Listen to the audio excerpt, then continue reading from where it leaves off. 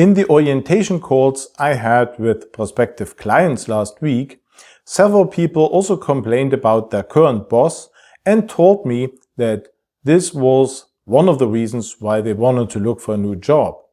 And that reminded me of the fact that I have never had this problem. Before I became later self-employed, I worked for several companies of different sizes in various countries, and during all those years I always had great bosses. Now that raises the question if I maybe was just very lucky repeatedly, but I can tell you it simply happened too often that the mere luck could be a good and valid explanation for it. No, of course, at that time I didn't have the structured knowledge about all of these things yet. So I acted in these situations when I was applying for jobs more intuitively. But nevertheless, I got quite a few things right, and that actually led to great jobs with great bosses. Now, I thought it is probably of help for you if I analyze what I did right that time already without much knowing about it, and what I can understand much better in a more structured way now, in order to help you basically copy this approach and make sure that you also will always get a great boss with the jobs that you are offered. Hello and welcome to my podcast. I'm Michael Kaiser. I work as an international career coach and I help managers and specialists get the job they want with a new employer abroad. There are two main areas you can control in order to get that great job with a great manager in the end. And the first one concerns the aspect of networking, and the second one is about your job interviews. Now, I have spoken about the importance of networking time and time again, and that's why I'm not going to repeat all the many reasons why it is so important and why it is so helpful. At this stage for this podcast episode, I just want to limit the mentioning to the aspect that if you use good networking strategies to find open positions and then also to apply for them, then you will simply get much more good information that will help you optimize your job applications in the first hand, but also help you judge on your counterpart in the job interviews, you're the hiring manager, and help you make the right decision if this is a person you actually want to see every day or if it is not such a good idea. So networking gives you good information that you otherwise won't have, and therefore makes it much safer to get to the right decision. The other big area you need to pay attention to in order to get a great boss is the situations in your job interviews. Now, before I get to the details, I would like to address something fundamental because a lot of job seekers are not fully aware of that. The situations you are in during the job interviews may remind you of the situation where you were a student and you had to take all exams at college or university, but actually the two different situations are very different. At college, you had to present your knowledge best, and that was it, because who the examiner was did not really matter much, because normally you would never see these people again. So it was about you presenting your knowledge, and that was all to it. Whereas in a job interview, yes, you have to do the same, but then moreover, you also need to keep an eye on the hiring manager, and you need to actively find out what kind of person he or she is and if it is likely to be a good match because you're going to work with this person on a daily or weekly basis for a long time to come.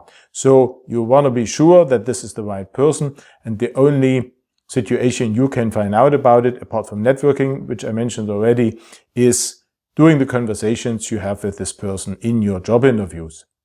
So there are quite a few things you can watch and that will help you, give you valuable information on the decision you have to make, if this is a good idea or if you should keep looking a little longer because it would not be a good idea to work for this person. Here are a few tips you can use to watch out for the right information during your job interviews. The very first one is the question if the hiring manager who has invited you for the interview is actually prepared for the meeting, him or herself. If the person has done that, that's a good sign because it shows the respect and also the level of attention and importance the whole meeting has for the person because they actually care about it. So that's the first thing, and it gives you valuable information already.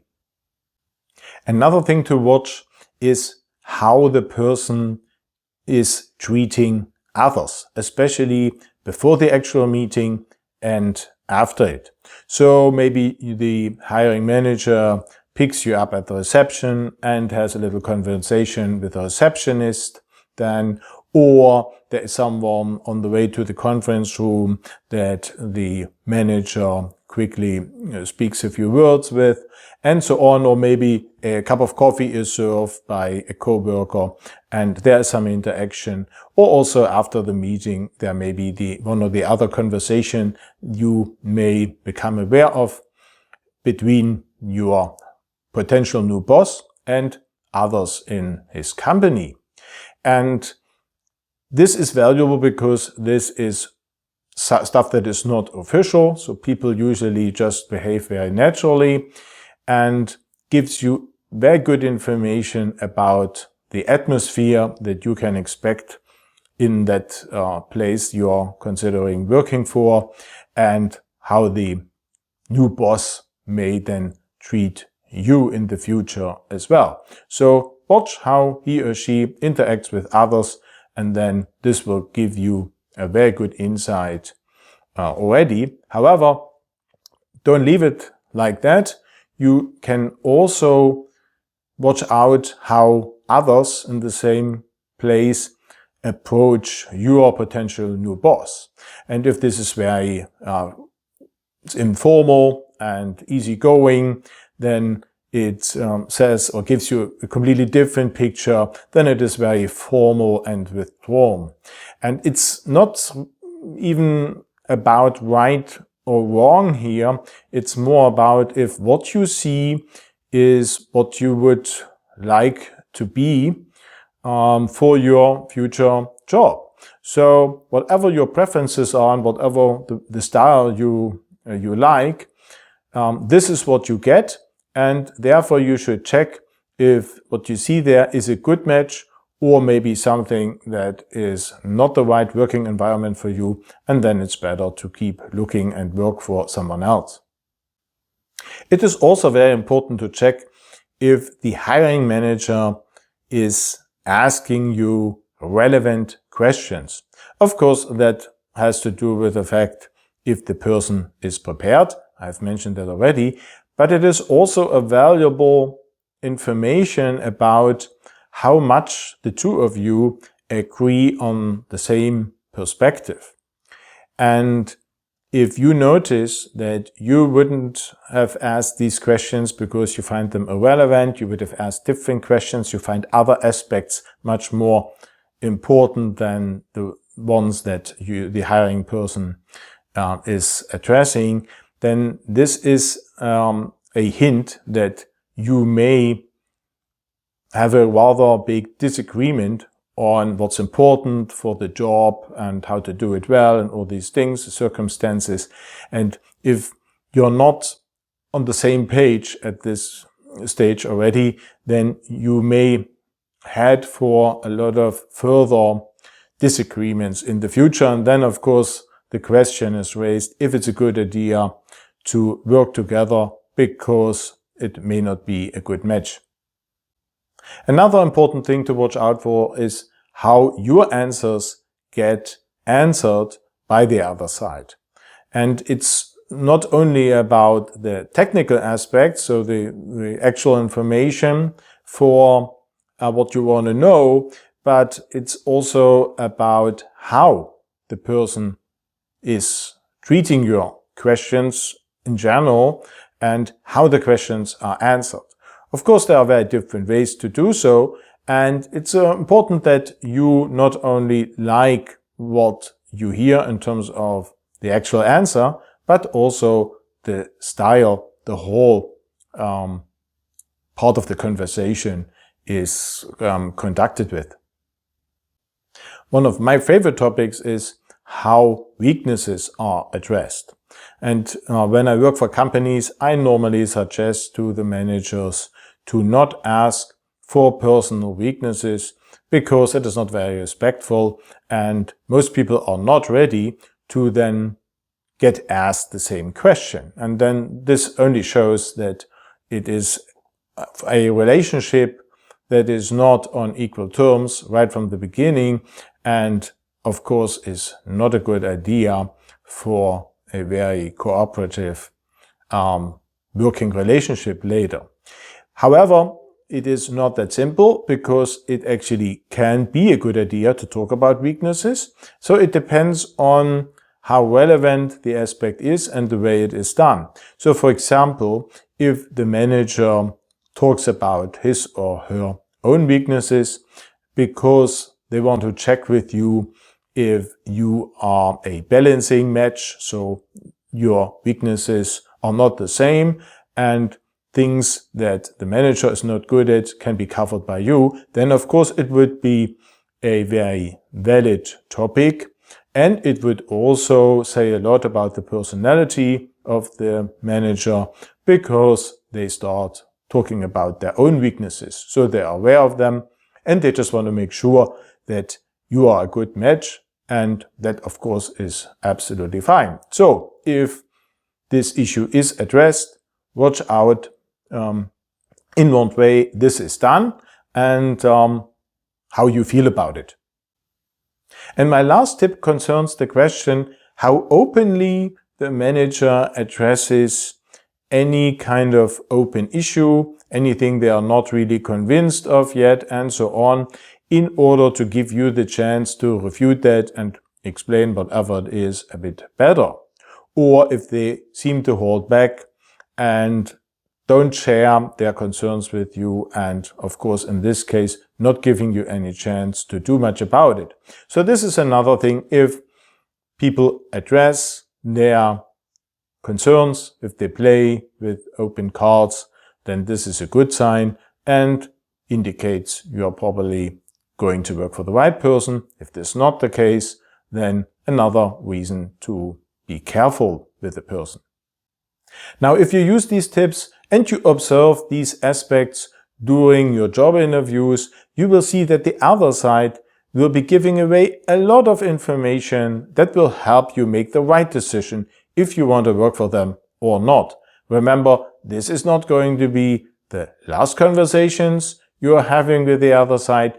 This is just the very first ones. And if you don't feel comfortable during the phase of the job interviews with them already, then this is not likely to get better and should tell you that it's probably not a good idea to work together.